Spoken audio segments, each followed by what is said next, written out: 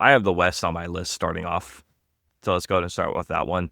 And let's start with the reigning divisional champions, and that is the Kansas City Chiefs. Start with them. I'm going to double down on my Patrick Mahomes #1 quarterback next season talk. And you can laugh all you want. Patrick Mahomes is Patrick Mahomes, okay? Don't make fun of Kermit, all right? I think he's going to throw for 5,000 plus yards. And I think he's going to be in the running. He's going to be voted 2 or 1 for MVP. I think with what Worthy could potentially do, obviously we know that Kelsey is going to take a step back. You and I have had that conversation. Still in the top 10 of tight ends, but he is going to take that step back. But Worthy's going to take a bigger role. My biggest concern is how long does Rashee Rice get suspended for? If he does get suspended at all, that's my biggest concern there. But I think we're going to see a better year from Patrick Mahomes. It was not that long ago that Patrick Mahomes was still Patrick Mahomes. Yes, he had a subpar year throwing below 4,000 yards. I think he turns that around post 5,000, and he's going to be in MVP talks very heavily this year. Again, I'm doubling down on that conversation that we had. I hate when you're silent. It's probably the worst. At the end of the season, the discourse around the Chiefs is going to be, has Patrick Mahomes fallen off as the Chiefs miss the playoffs for the first time in a million years? It's my prediction for the Kansas City Chiefs. Oh, man. So what, they rank 3rd in their division? I don't think so. I don't think they're going to be as good as last year, obviously. I don't think they're going to be nearly like...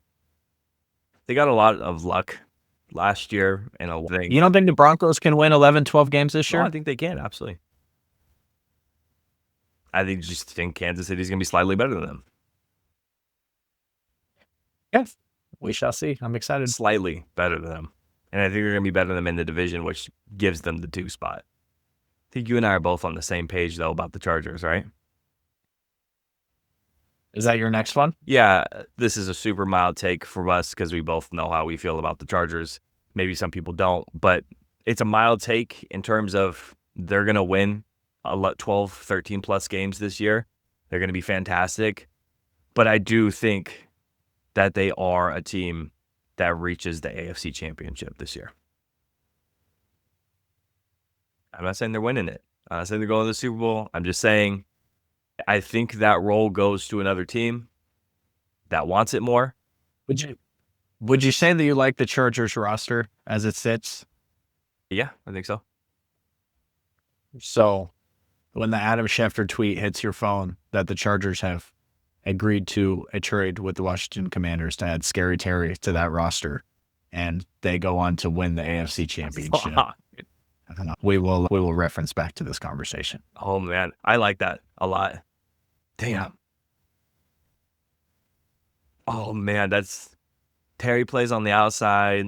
Ladd plays in the slot and does his thing. Damn, I like that a little bit too much. I didn't even think about that. That's crazy, dude. He might look good with a bolt on the side of his helmet. I like that a lot, man. That's great. Rumors that they're adding Keenan Allen too, which, I mean, at this point, I'm not sure what he brings, but with his ability and his route running and add in with Ladd, and if you added Scary Terry, watch out.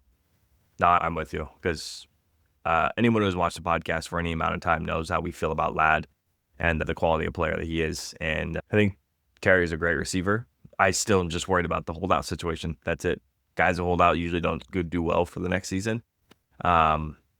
If he gets out of there early, I could see good things.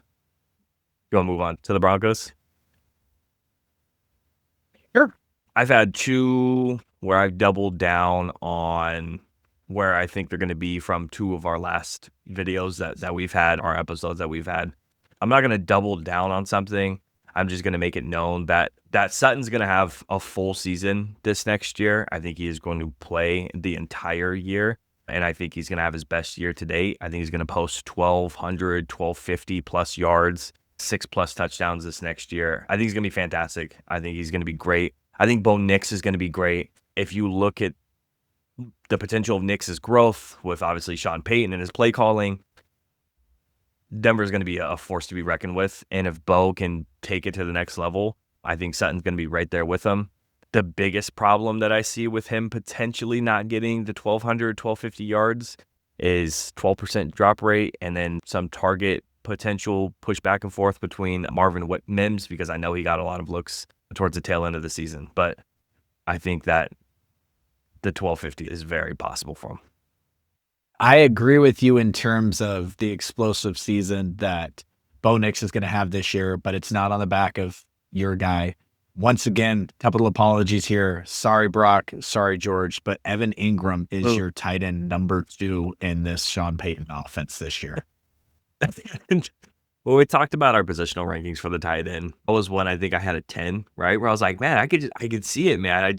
There's something about just Evan Ingram being over there in Denver that just does something for me. I don't know what it is, but I just feel like he could do some big things. And 2 is big things. Number 2 is huge things. But it wasn't that whole lot long ago where he had over 100 receptions as a tight end over there in Jacksonville. What's the problem? Because he's not the safety blanket, right? Evan Ingram can very comfortably be the 100+ reception safety blanket. And I think that is what Denver is potentially missing right now, is that underneath guy who could take a lot. Yeah, I don't hate it. Number 2's high, but that's what makes it a hot take, right? I just think every great team on third down, the Cowboys are going to CeeDee Lamb. Mm-hmm. The 49ers are trying to find Christian McCaffrey out of the backfield. Like, every great team has that go-to guy. And right. Mims, I like him. Portland, I like him. Evan Ingram is that guy on third down for a young quarterback in Bo Nix. And he's going to have a huge season, in my opinion. Yeah. All right. Everyone's favorite contentious team, the Raiders. This one is a negative. You tried to say that you weren't trying to go super negative with your takes this year. I'm going to go negative with this one. I've been nice. I feel like generally pretty nice to the Raiders this offseason, giving them an 8-9 record, just barely missing the playoffs, but having a good year this year. I still think that's where I stand with the Raiders. But I do think that Gino Smith is going to throw 15+ interceptions, and I think he is going to be the guy that leads the league in interceptions. Not Caleb Williams, like you said. I think it's going to be Gino. I think that when you look at the secondaries and the defenses that he plays in this division, they're very strong. Denver, Kansas City, LA, these are strong defenses that put a lot of pressure on the quarterback to not make mistakes. And Gino is mistake prone, and he is in a harder division. No disrespect to the NFC West, but the AFC West is a harder division that is more competitive, that is going to have 3 playoff teams this next year. And I think he's going to struggle again. 15+ interceptions. Going to lead the league in interceptions this next year for sure. I don't think this is going to come up right because of the reverse camera, but AJ 2K. As a rookie. AJ 2K. Not CJ 2K. AJ 2K. Total yards. Okay. So we talked about, and because of how this is going to be broken up, some people won't see that.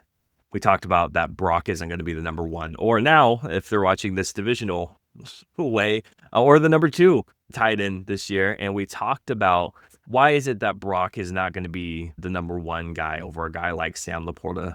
Go watch that portion of the video if you're not watching the full-length version. And you said, spoiler alert, it's not fully because of a step back, but it's because of a guy named Ashton Genty out there. So total yards, what's the prediction on receiving yards? Because we had a lot of conversation about how you felt about him as a receiving back this next year. So what's your prediction for yards wise as receiving? My biggest thing with him is just the size, but I just feel like if you look at the wide receiver options, if you look at the quarterback option, I just think there is going to have to be we know what defenses are going to try to do. So let's get the ball into his hands on these screen passes. Let's look at some of the Kyle Shanahan offensive stuff with Debo, pop passes, the push pass. Let's get the ball into his hands as often as we can. And there may be some discretion between, that's really a running play. That's not really a pass, et cetera, et cetera. But I would think that if you told me he rushed for 1,400 yards this year, 1,500 yards this year, it wouldn't surprise me. And then if he just had a couple of those really long pop passes, a la Malik Neighbors takes a screen pass 85 yards for a touchdown, I could see a lot of the offense this year revolving around that. And with the pressure on Broncos too. I think that's what it's going to take for them to be successful this season. And to be honest with you, I'm of the mindset that he's not going to play 10 years in the league at a high level. I don't even know if he'll play 8 years in the league at a high level. So just ride him now and get what you can out of him. And AJ 2K.